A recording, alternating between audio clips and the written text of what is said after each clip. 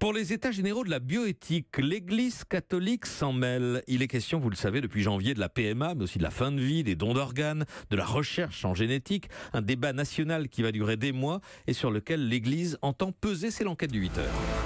Bonjour Sébastien Krebs. Bonjour. Les évêques de France convoquent la presse aujourd'hui pour développer leur vision et ils vont lancer des initiatives pour mobiliser les fidèles. Oui, et dans certaines paroisses, ça a même déjà commencé sous l'impulsion d'associations catholiques. Écoutez, c'était hier soir dans une salle paroissiale à Saint-Charles-de-Joinville, près de Paris, conférence sur le thème de la PMA. Personne n'a le droit de priver un enfant de père et donc il est temps d'obliger la société et nos députés à prendre les droits de l'enfant au sérieux. Il n'y a rien d'écrit à l'avance, il n'y a rien d'inéluctable. Il est tout à fait possible de refuser ce basculement. Voilà, ici c'était une militante, une juriste qui intervenait.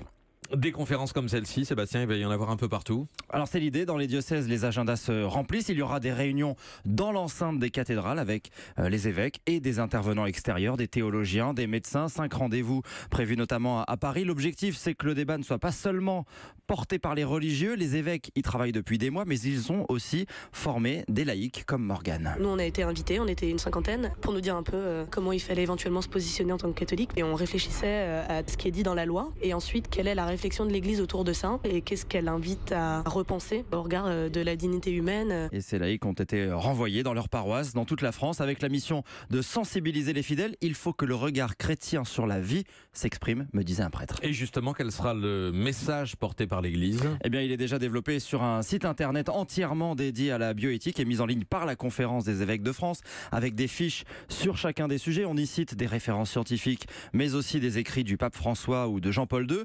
Sur le don d'organes, par exemple, l'Église insiste sur le consentement, sinon, dit-elle, c'est une forme de nationalisation du corps. Sur la recherche contre les maladies génétiques, le dépistage de la trisomie 21 est vu comme une dérive vers l'eugénisme, une façon d'éliminer, je cite, les enfants imparfaits. L'euthanasie inacceptable car c'est donner la mort. L'évêque de Rennes, Monseigneur Dornelas, a supervisé les travaux. La foi dit quelque chose de très important, c'est que l'être humain, personne ne peut mettre la main dessus. Tu ne tueras pas, c'est aussi simple que ça. Dès que ça blesse la dignité humaine, c'est pas bien. Par exemple, l'enfant, c'est une évidence que c'est pas bien de décréter avant même qu'il soit conçu, que cet enfant n'aura pas de père. Et les évêques rencontrent aussi des politiques. Ils envisagent de publier un livre. Une action symbolique est aussi déjà programmée pour le 16 mai, une veillée de prière à Notre-Dame à Paris, veillée pour la vie. Merci à vous, Sébastien Krebs.